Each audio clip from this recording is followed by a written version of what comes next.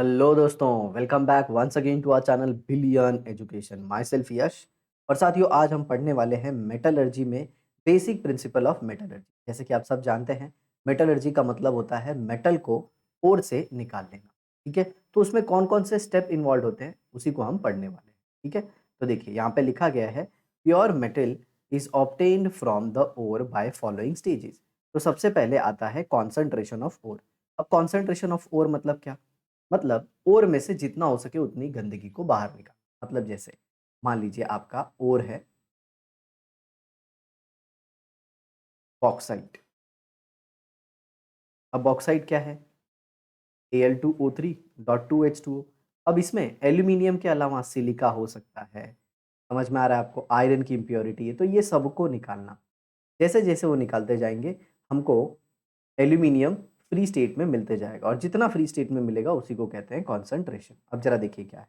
The process of separating gangue from the ore is called as concentration of ore. ये definition हो गई। Gangue मतलब unwanted things. In this process concentration of compound of the desired metal is increase. Desired metal मतलब amount निकल जाएगा। जैसे example दे देता हूँ, 100 ग्राम है आपका सैंपल, 100 ग्राम है। मान लो इसमें पहले 20 ग्राम था। क्या इसमें से 20 ग्राम क्या निकल गया? सिलिका। तो अब ये क्या हो गया? 80 ग्राम आया ना, क्योंकि जो 20 ग्राम वो तो कचरा निकला। तो इस 100 ग्राम में परसेंटेज कितना था एल्यूमिनियम का? मान लीजिए 80 था, तो 80/100 इंटू 100, तो कितना आ रहा था आपको? 80%। बट अब जरा देखिए, अब 80 ग्राम पूरा एल्यूमिनियम ही है, तो टोटल में से 80 ग्राम और 80 ग्राम, क्योंकि गंदगी निकालने के बाद ये 80 ग्राम ही बचा, और उस पूरे 80 ग्राम में 80 ग्राम एल्यूमिनियम ही है, तो ये क्या हो गया? 100%। तो देखिए पहले क्या था?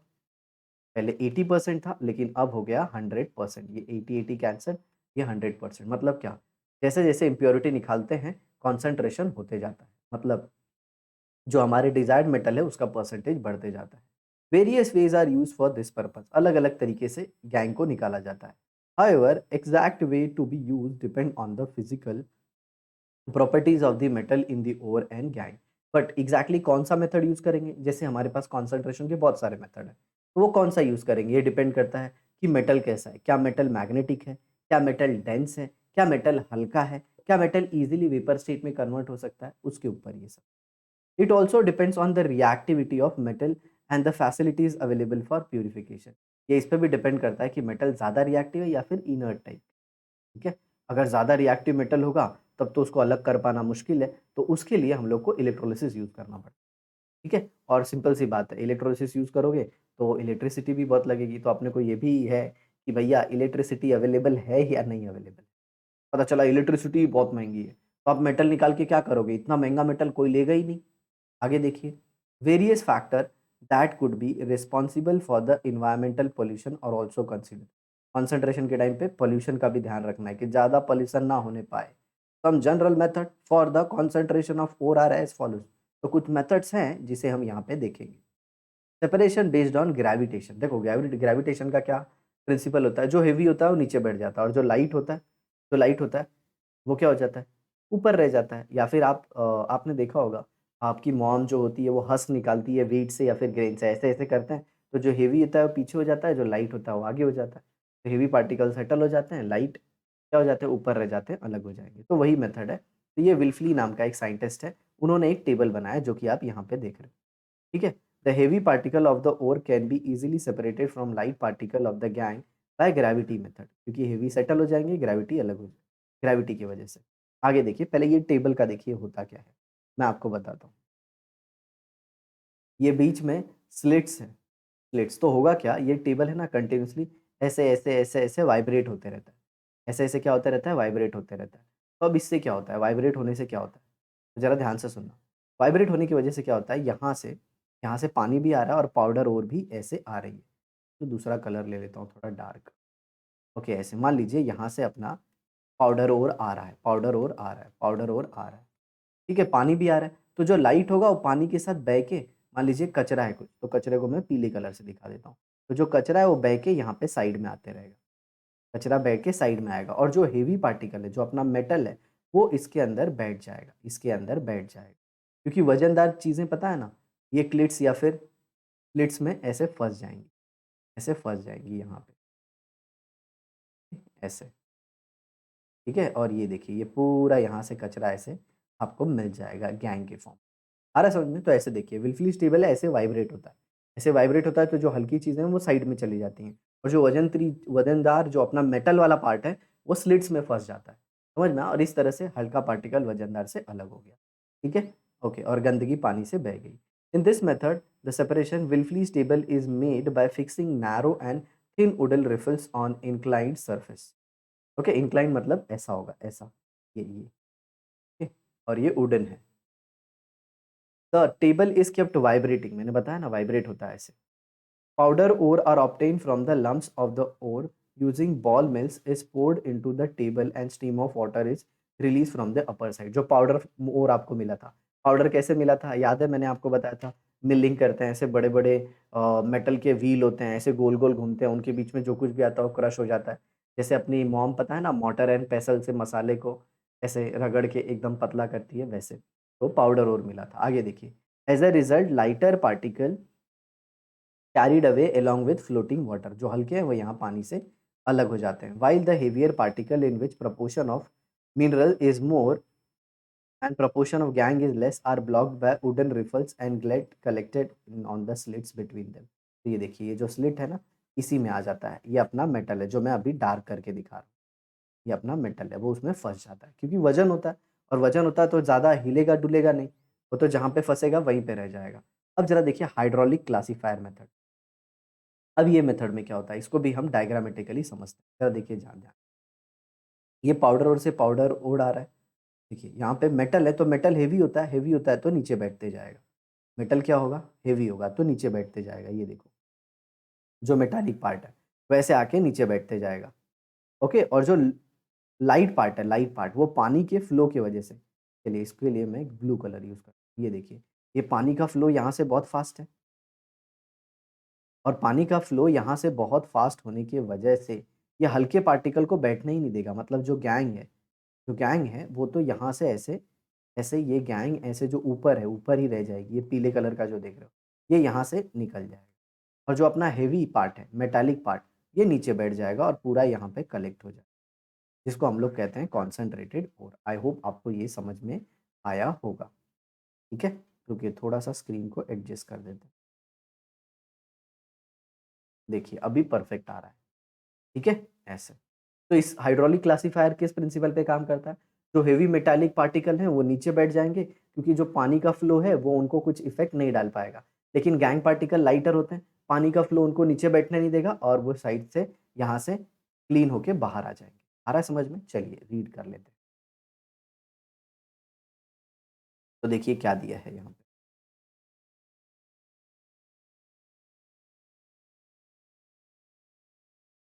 The hydraulic separation method is based on ये जो हाइड्रोलिक सेपरेशन मेथड है, ये बेस्ड है working of a mill. Okay, mill की वर्किंग पे है। There is a tapering vessel similar to that in the grinding mill. ये जो डिवाइस है ना इसी को बोल रहे हैं। Okay, it opens in a tank container that tapering on the lower side. The tank has an outlet for water on the upper side and water inlet on the lower side। देखिए होता क्या है, जो tapering vessel मतलब जो grinding मिल होती है ना, ग्राइंडिंग मिल देखिए यहाँ पे ऐसे ग्राइंड कर रहा है, ये व्हील चल रहा है तो इनसे ऐसे जो भी पार्ट ग्राइंड होके आ जाएगा वो ऐसे में से गिरेगा। तो इसी को उन लोग टैपरिंग बोल रहे हैं। तो ये वाला पार्ट है ना इसी को लोग टैपरिंग बोल रहे हैं। ठीक है? और यहाँ से गिरने के बाद सीधा किस में आ जा रहा है, ये अपना यू शेप का जो ट्यूब है ना, जहाँ से पानी नीचे से आ रहा है और ये साइड से भी एक चैनल दिया है ना, इसी को उन लोग आउटलेट बोल रहे हैं। ये जो साइड से चैनल दिया हो, ये साइड से जहाँ से पानी गिर रहा है, तो इसको बोला उन लोगों ने आउटलेट। ठीक है? यहाँ से गैंग निकलेगा और मेन इसमें जो काम कर रहा है ना, वो पानी का फ़ोर्स काम कर रहा है। समझ में आया? वही लाइट पार्टिकल को सेटल नहीं होने देता।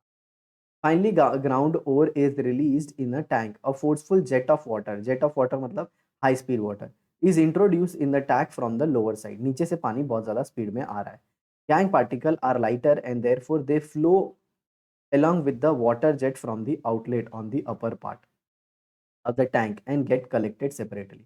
जैसे मैं एग्जांपल दे रहा हूँ, अगर आपने व्हीट लिया, व्हीट के अंदर मान लो डस्ट है और पानी में डाल दिया, तो आपने क्या देखोगे कि जो व्हीट पार्टिकल हैं, वो तो नीचे बैठ रहे हैं, लेकिन डस्ट ऊपर ही फ्लोट होता है।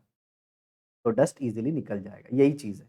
At the same time the heavy particle of the ore are collected at the bottom, नीचे की तरफ from the lower side of the tank. In short this method is based on law of gravitation wherein particle of the same size are separated by their weight with the help of water. मतलब जो heavy है वो नीचे बैठ जाएगा और light वाला धुल जाएगा।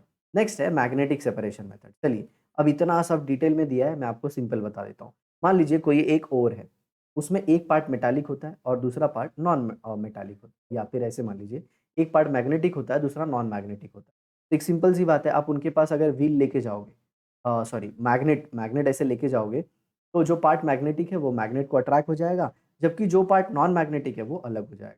तो ये मैग्नेटिक सेपरेशन मेथड जो है वो उनके लिए यूज होता है बच्चों, जो जो मैग्नेटिक हैं प्लस उनके साथ नॉन मैग्नेटिक पार्ट है। याद रखिए, या तो डिजायर्ड मेटल मैग्नेटिक होना चाहिए या तो फिर इम्प्योरिटी मैग्नेटिक होना चाहिए। दोनों में से कोई एक मैग्नेटिक और एक non magnetic.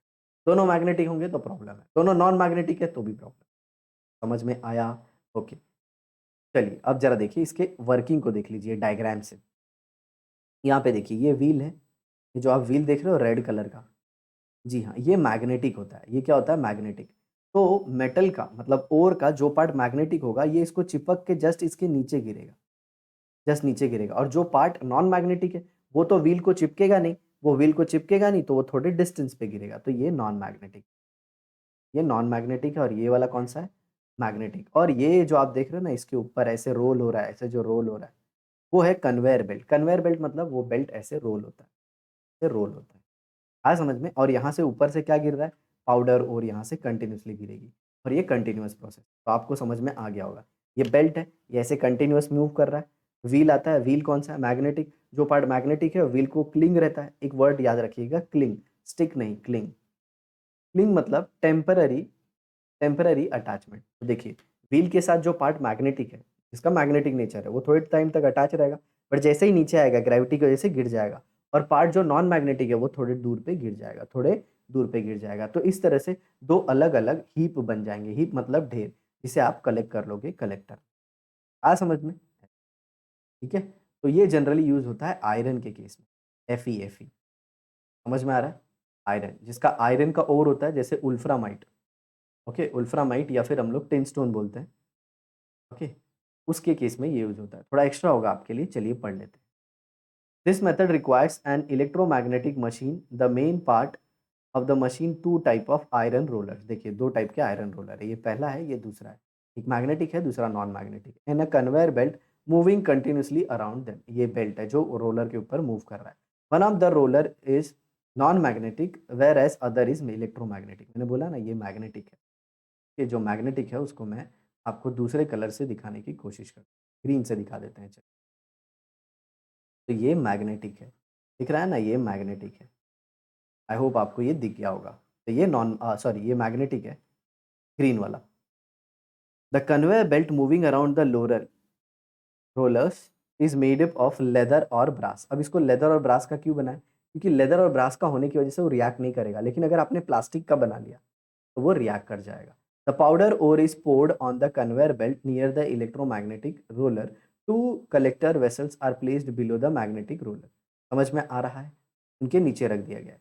The particle of the non magnetic part of the ore are not attracted towards the magnetic ore. ने बताया ना, जो नॉन मैग्नेटिक पार्ट है वो रोलर को मतलब जो व्हील है उसको अट्रैक्ट नहीं होगा, तो एक डिस्टेंस पे गिरेगा, जबकि जो पार्ट मैग्नेटिक है वो नीचे गिरेगा। Further along the belt, the fall in the current in the collector vessel place in the from the magnetic roller. At the same time, the particles of the magnetic ingredients of the ore stick to the magnetic roller and therefore fall in the collector vessel near the magnetic roller. जी हाँ, मैं वही बोल रहा था। जो magnetic है वो just wheel के नीचे गिरेगा और जो नॉन मैग्नेटिक है वो थोड़े से डिस्टेंस पे गिरेगा, क्योंकि जो नॉन मैग्नेटिक है वो अट्रैक्ट नहीं होता। In this way magnetic and non magnetic ingredient, ingredient मतलब जो ओर के अंदर है, वो अलग हो जाते हैं। Okay, depending upon magnetic nature. For example cassiterite is a tin ore. इसका फॉर्मूला जो होता है वो SnO2 होता है, टिन स्टोन। ओके, या फिर स्टेनिक ऑक्साइड बोलते हैं, यही उसका फॉर्मूला है SnO2। वो नॉन मैग्नेटिक होता है और उसमें जो मैग्नेटिक पार्ट होता है वो होता है उल्फ्रामाइट, ये टंगन स्टेट जिसको बोलते हैं। इसका नाम वुल्फ्रामाइड भी है, वुल्फ्रामाइड मैं आपको बता देता हूँ। WOLFRAMITE, wolframite. These are separated by electromagnetic method. तो इस तरह से इलेक्ट्रोमैग्नेटिक मेथड से हमने इसको अलग कर लिया। जो नेक्स्ट मेथड आता है वो होता है फ्रॉथ फ्लोटेशन। अभी फ्रॉथ फ्लोटेशन क्या है, जरा देखिए, ये कुछ स्पेशल मेटल की केस में होता है, जैसे ऐसे मेटल जो सल्फाइड के फॉर्म में रहते हैं, क्योंकि ये सल्फाइड पार्ट की स्पेशलिटी होती है कि ये ऑयल में एंटर हो जाता है। सल्फाइड पार्ट किसी मेटल का लोगे ना तो ऑयल में एंटर हो जाता है। समझ में आ रहा है? और अगर वो ऑयल में एंटर हो गया तो आप उसको अलग कर सकते हो, किससे? गैंग से। फ्रॉथ का मतलब क्या होता है? देखो, फ्रॉथ मतलब मैं बताता हूँ, oil plus air, oil plus air plus sulphide part, इसके मिक्सचर को हम लोग बोलते हैं फ्रॉथ। आगे समझ में? झाग होता है ना, झाग जैसे सोप का होता है, वैसे ये ऑयल, एयर और सल्फाइड पार्ट से बनता है, इसीलिए इसको हम लोग क्या बोलते हैं? फ्रॉथ बोलते हैं। ठीक है, समझ में आ गया? चलिए अब पढ़ते हैं। The froth flotation method is based on two opposite properties, hydrophilic and hydrophobic. देखिए, हाइड्रोफिलिक एंड हाइड्रोफोबिक। फिलिक मतलब जो पानी को प्यार करता है, हाइड्रोफोबिक मतलब जो पानी को हीट करता है। तो देखो, जो पानी को हीट करता है वो ऑयल में एंटर होगा, और जो पानी को प्यार करता है वो किस में एंटर होगा? पानी में। तो पानी को कौन प्यार करता है? गैंग।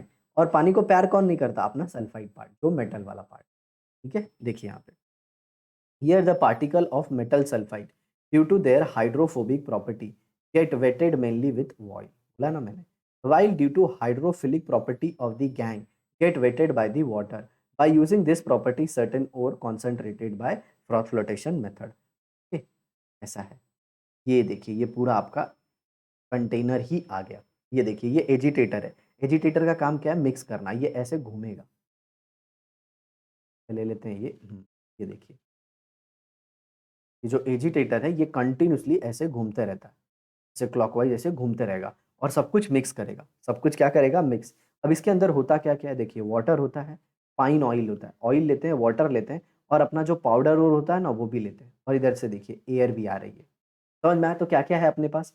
वाटर है, ऑयल है, वाटर है, ऑयल है, एयर है, और प्लस पाउडर और है। सब कुछ मिक्स होगा, सब कुछ मिक्स होगा। जो गैंग है वो पानी से, पानी को एब्जॉर्ब कर लेगी, गैंग हेवी हो जाएगी, नीचे बैठ जाएगी। ये देखिए, नीचे जो दिखा रहा है ना, ये गैंग है। ये क्या है? गैंग। ये देखिए, यहाँ से दिखा रहा है, ये गैंग यहाँ से बाहर आएगी।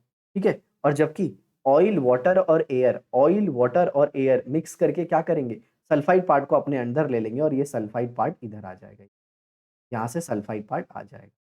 ओके, इसके अंदर क्या होगा? Sulphide part. ये मेथड ही इसलिए लिया गया है क्योंकि सल्फाइड पार्ट क्या होता है? हाइड्रोफोबिक, मतलब उसको ऑयल पसंद होता है, फ्रॉथ पसंद होता है। और फ्रॉथ क्या होता है? हल्का होता है। किसकी वजह से? वो जो ऐसे ड्रॉपलेट्स बने हैं उनके अंदर एयर ट्रैप हो जाती है, और एयर ट्रैप होने की वजह से बच्चा लोगों को क्या हो जाता है? हल्का, और हल्का होने की वजह से ऊपर आता है और इधर अलग हो जाता है। जबकि गैंग में क्या होता है? गैंग पोरस होता है, उसके अंदर छोटा छोटा होल्स होता है, उसके अंदर पानी चले जाता है, और पानी चलने की वजह से वो हेवी, मोटा हो जाता है, नीचे बैठ। बस यही सिंपल सा मेथड है। देखिए, इन this method the finely ground ore is put into a big tank containing ample amount of water. Ample मतलब sufficient पानी होता है। Certain vegetable oil such as pine oil, eucalyptus oil, मतलब oil आप pine oil use कर सकते हो, eucalyptus oil use कर सकते हो, ये vegetable होते हैं। समझ में आया? In the water for the formation of froth. क्यों लिया गया इनको? फ्रॉथ बनाने के लिए लिया गया है। आगे देखिए, pressurised air is blown through the water. ये देखिए, ये एयर यहाँ से आ रही है। ठीक है, there is an agitator rotating around its axis in the center of the floating tank. ये देखिए, यही है जो मैंने बताया ना, रोटेट कर रहा है। The agitator is used as per the requirement, जैसा हमको चाहिए वैसा। बहुत ज़्यादा क्वांटिटी में है तो बहुत बड़ा वाला एजिटेटर लेंगे, तो छोटे क्वांटिटी में चाहिए तो छोटा एजिटेटर लेंगे। एजिटेटर मतलब मिक्स करने वाला। Bubbles are formed due to the blown air. Due to agitation at foam is formed from oil. देखिए, foam झाग बन गया। Water and air bubble together. Due to agitating, this foam rises to the surface of water and floats. That is why this method is called froth flotation method. समझ में आ रहा है? Agitation किया, air trap हो गई, समझ में आ रहा है? किसके अंदर? ऑयल और वाटर के मिक्सचर के अंदर। अब वो हल्का हो गया तो वो ऊपर आएगा, और उसी के साथ उसमें क्या आ जाता है? सल्फाइड पार्ट, और हल्का होने की वजह से वो ऊपर आ जाता है। Particle of certain sulphide ore, particle of certain sulfide ore float with the foam on water as they preferentially get weighted by the oil. देखिए, सल्फाइड ओर का पार्ट ऑयल में क्यों आया? क्योंकि वो हाइड्रोफोबिक है, उसको पानी पसंद नहीं है, लेकिन वो हाइड्रो फिलिक बोलते हैं ना हाइड्रोफोबिक होने की वजह से वो ऑयल फिलिक है। ऑयल फिलिक मतलब ऑयल पसंद है उसको, फ्रॉथ पसंद है, इसीलिए वो उसमें आ जाता है। For example this method is use for concentration of zinc blende. ये देखिए ZnS and copper pyrite CuFeS। I hope आपको साथियों ये समझ में आ गया होगा। ठीक है, चलिए आगे देखते हैं लीचिंग। अब ये लीचिंग क्या होता है? अब देखिए लीचिंग है ना बड़ा ही गजब का अच्छा सा मेथड है। जैसे मान लीजिए आपके पास ये कोई सॉलिड है, ऐसा सॉलिड है, ठीक है? ये सॉलिड में कुछ ऐसा पार्ट है जो सॉल्युबल है। ये देखिए ये येलो पार्ट दिख रहे हैं आपको? ये सॉलिड में मान लीजिए ये येलो पार्ट जो है वो एक पर्टिकुलर सॉल्वेंट में सॉल्युबल है। समझ में आ रहा है? बाकी का पार्ट इनसॉल्युबल है। तो मैं क्या लूँगा, मैं एक सूटेबल सॉल्वेंट लूँगा। मैं एक सूटेबल सॉल्वेंट ले लूँगा। चलिए ऐसे ले मान बता देता हूँ आपको। मान लीजिए कोई पत्थर जैसा उसके अंदर नमक है। पत्थर जैसी चीज़ है उसके अंदर नमक है। तो नमक तो पानी में सॉल्युबल है, लेकिन पत्थर सॉल्युबल नहीं है। तो जैसे ही आप पानी में डाल के उसको स्टर करोगे, तो क्या हो जाएगा? नमक पानी में आ जाएगा और पत्थर आप ईज़िली बाहर निकाल लोगे। मतलब नमक मिल गया ना आपको। ठीक उसी तरह ये लीचिंग मेथड है। आपको एक सूटेबल सॉल्वेंट लेना है और सॉल्युबल पार्ट को डिसॉल्व करके अलग कर लेना है। और ये लीचिंग मेथड सबसे ज़्यादा किसके लिए यूज़ होता है? बॉक्साइट के लिए। और बॉक्साइट में भी क्या? एल्यूमीनियम, क्योंकि एल्यूमीनियम जो होता है वो NaOH में सॉल्युबल होता है। NaOH में क्या होता है? सॉल्युबल, सोडियम हाइड्रॉक्साइड में। तो हम उसको डिसॉल्व करके बॉक्साइट से अलग कर लेते हैं और सारे गैंग से भी वो क्या हो जाता है? अलग। देखिए कितना आसान है। The first step is the extraction of metal aluminium, gold and silver from their ore is the method of leaching. देखिए ये लीचिंग मेथड से होता है। In this method ore is soaked in certain solution. यहाँ पे जो बोल रहे हैं ना सर्टेन सोल्यूशन, वो क्या है? वही सॉल्वेंट जो मेटल को डिसॉल्व करेगा फॉर अ लॉन्ग टाइम, बहुत ज़्यादा समय के लिए। तो ore dissolves in that solution due to specific chemical reaction. जो एल्यूमीनियम है वो NaOH से रिएक्ट करता है। क्यों? क्योंकि एल्यूमीनियम का एक नेचर है और NaOH का भी एक नेचर है और वो आपस में रिएक्ट कर लेते हैं। आगे चल के आप 11th और 12th स्टैंडर्ड में आके मुझसे ही सीखोगे कि एल्यूमीनियम एम्फोटेरिक होता है और NaOH बेस होता है और एम्फोटेरिक मेटल NaOH से रिएक्ट कर लेता है। अब ये सब क्या है एम्फोटेरिक NaOH सब आगे क्लियर कर देंगे, टेंशन ना लीजिए। The gang, however, does not react and therefore does not dissolve in that solution. क्योंकि एल्यूमीनियम एम्फोटेरिक है, बाकी के एम्फोटेरिक नहीं है, तो एल्यूमीनियम NaOH से रिएक्ट करता है, बाकी रिएक्ट नहीं करते। तो it can be separated. For example concentration of bauxite aluminium ore is done by leaching method. किससे? Leaching method. Here bauxite is soaked in aqueous NaOH और एक्वस सोडियम कार्बोनेट। देखिए सोडियम कार्बोनेट का solution भी basic होता है। Aluminium amphoteric है। चलिए amphoteric का भी मतलब बता देते हैं, जो एसिड से भी रिएक्ट हो और बेस से भी रिएक्ट हो। तो एल्यूमिनियम एम्फोटेरिक होने की वजह से बेस से रिएक्ट होता है और अपना कंपाउंड बना लेता है। बाकी बाकी एल्यूमिनियम के अलावा वाला पार्ट NaOH से रिएक्ट नहीं होता और इस तरह से एल्यूमिनियम अलग हो जाता है। which dissolves the main ingredient alumina in। समझ में? अब देखिए यहाँ पे what is the electronic definition of oxidation and reduction। Okay, oxidation क्या होता है? एडिशन ऑफ ऑक्सीजन या फिर रिमूवल ऑफ हाइड्रोजन। हाइड्रोजन को क्या करना? निकालना और ऑक्सीजन को ऐड करना। रिडक्शन क्या है? रिडक्शन है हाइड्रोजन को ऐड करना और ऑक्सीजन को निकालना। ओके देखिए, during the extraction of metal from their ore metal is obtain from the cation metal. Metal is obtain from the cation of metal. मतलब जो मेटल होता है ना वो ओर में कटायन के फॉर्म में रहता है, मतलब पॉजिटिव फॉर्म में रहता है। In this process the metal cation is to be reduce. मतलब जैसे मान लीजिए आपको एल्यूमिनियम चाहिए तो एल्यूमिनियम +3 स्टेट में रहेगा, क्योंकि वो क्या होता है Al2O3। तो एल्यूमिनियम कटायन के फॉर्म में है, तो अगर आपको एल्यूमिनियम प्योर स्टेट में चाहिए तो एल्यूमिनियम करना होगा। एल्यूमिनियम को +3 से एल्यूमिनियम न्यूट्रल में ना लाऊंगा। इसका मतलब क्या है? ये 3 जो पॉजिटिव चार्ज था इधर 0 चार्ज है, मतलब इसको 3 इलेक्ट्रॉन देना होगा। समझ में आ रहा है? और ये प्लस से 0 आ गया, मतलब क्या? आपने एल्यूमिनियम का ऑक्सीजन निकाल लिया। तो क्या किया? Reduction. How to bring about the reduction depends upon the reactivity of metal. समझ में आ रहा है? रिडक्शन के भी बहुत सारे मेथड। तो किसी भी मेटल का रिडक्शन कैसे किया जाए ये डिपेंड किया जाता है कि वो मेटल कैसा है, क्या वो बहुत ज़्यादा रिएक्टिव है या फिर बिल्कुल रिएक्टिव नहीं है। समझ में आया? तो उसके ऊपर हम डिसाइड करते हैं। We have already learned about the reactivity series of metal. जी हाँ, हमने तो पहले ही पढ़ लिया है कि रिएक्टिविटी सीरीज के बारे में। जो मेटल ऊपर आते हैं रिएक्टिविटी सीरीज में, जैसे लिथियम, पोटाशियम, कैल्शियम, बहुत ज़्यादा रिएक्टिव होते हैं, जबकि कुछ मेटल जो नीचे आते हैं वो इतने ज़्यादा रिएक्टिव नहीं होते। ठीक है, तो हमने पहला वाला मेथड पढ़ लिया, कौन सा? कॉन्सेंट्रेशन। कॉन्सेंट्रेशन में सबसे पहले विल्फली स्टेबल मेथड पढ़ा, ग्रेविटेशन। दूसरा हाइड्रोलिक क्लासीफायर, तीसरा कौन सा पढ़ा? इलेक्ट्रोमैग्नेटिक सेपरेशन, जो मैग्नेटिक के प्रिंसिपल पे काम करता है। और चौथा कौन सा प्रोसेस था? जी हाँ, सर आप भूल रहे हो सर, एक फ्रॉथ फ्लोटेशन भी था। जी, फ्रॉथ फ्लोटेशन जो कि सल्फाइड ओर के लिए होता है। और लास्ट में था अपना कौन सा? लीचिंग। और लीचिंग किसके ऊपर डिपेंड करता है? सोल्यूबल पार्ट को निकालने के लिए। किससे? इनसॉल्युबल से। तो आई होप दोस्तों आपको बहुत अच्छे से समझ में आया होगा। समझ में आया होगा नहीं, आया है। तो इसे आप ज़रूर अपने दोस्तों के साथ शेयर करेंगे और आप अपने साइंस में अच्छा मार्क्स लेके आएँगे। No doubt, not only in science, पूरे 10th स्टैंडर्ड में अच्छा मार्क्स लाएँ ताकि आप 11th और 12th में आके फिर हम ही से अपने साइंस की पढ़ाई को कंटिन्यू करो। और डोंट वरी, अगर आप दूसरे सब्जेक्ट भी लेते हो तो billion education is always there to help out. Thanks a lot for watching the video. Have a nice day. Bye bye.